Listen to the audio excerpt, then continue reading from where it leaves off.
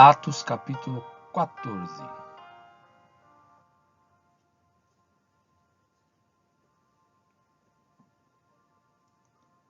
Paulo e Barnabé em Icônio. Em Icônio, Paulo e Barnabé entraram juntos na sinagoga judaica e falaram de tal modo que veio a crer grande multidão, tanto de judeus como de gregos. Mas os judeus, que não tinham crido, incitaram e irritaram os ânimos dos gentios contra os irmãos. Entretanto, Paulo e Barnabé ficaram bastante tempo em Icônio, falando ousadamente no Senhor, o qual confirmava a palavra da sua graça, concedendo que, por mão deles, se fizessem sinais e prodígios. Mas o povo da cidade se dividiu. Uns eram pelos judeus, outros pelos apóstolos. Então surgiu um movimento entre os gentios e os judeus, com o apoio das suas autoridades, para os maltratar e apedrejar. Quando Paulo e Barnabé souberam disso, fugiram para Listra e Derbe, cidades da Licaônia, e para as regiões vizinhas, onde anunciaram o Evangelho.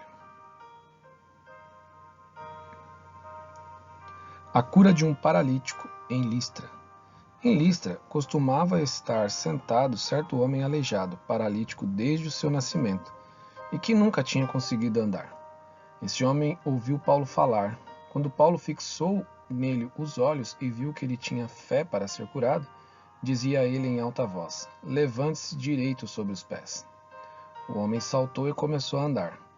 Quando as multidões viram o que Paulo tinha feito, gritaram em língua licaônica: "Os deuses, em forma de homens, desceram até nós."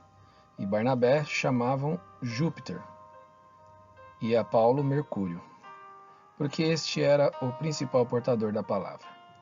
O sacerdote de Júpiter, cujo templo estava em frente da cidade, trazendo touros e grinaldas para junto dos portões da cidade, queria oferecer um sacrifício juntamente com a multidão. Porém, ouvindo isto, os apóstolos Barnabé e Paulo, rasgando as suas roupas, saltaram para o meio da multidão, gritando: "Senhores, por que estão fazendo isto? Nós também somos seres humanos como vocês, sujeitos aos mesmos sentimentos, e anunciamos o Evangelho a vocês para que se convertam dessas coisas vãs ao Deus vivo, que fez o céu, a terra, o mar e tudo o que há neles. Nas gerações passadas, Deus permitiu que todos os povos andassem nos seus próprios caminhos. Contudo, não deixou de dar testemunho de si mesmo, fazendo bem, dando a vocês chuvas do céu e estações frutíferas, enchendo o coração de vocês de fartura e de alegria." Dizendo isto, foi ainda com dificuldade que impediram a multidão de lhes oferecer sacrifícios. Paulo é apedrejado. Entretanto, chegaram judeus de Antioquia e Icônio, e, instigando as multidões, apedrejaram Paulo e o arrastaram para fora da cidade, dando-o por morto. Mas quando os discípulos o rodearam, ele se levantou e entrou na cidade. No dia seguinte, foi com Barnabé para Derbe. A volta para Antioquia da Síria.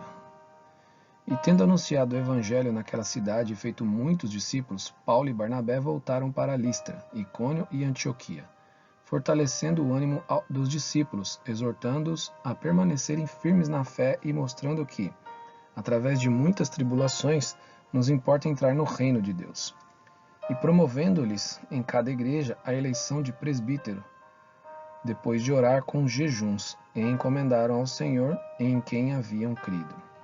Atravessando a Pisídia, Paulo e Barnabé se dirigiram a Panfilha, e tendo anunciado a palavra em Perge, foram para Atalia, e dali navegaram para Antioquia, onde tinham sido recomendados à graça de Deus para a obra que agora tinham terminado. Quando chegaram a Antioquia, reuniram a igreja e relataram tudo o que Deus havia feito com eles e como tinha aberto aos gentios a porta da fé. E permaneceram muito tempo com os discípulos.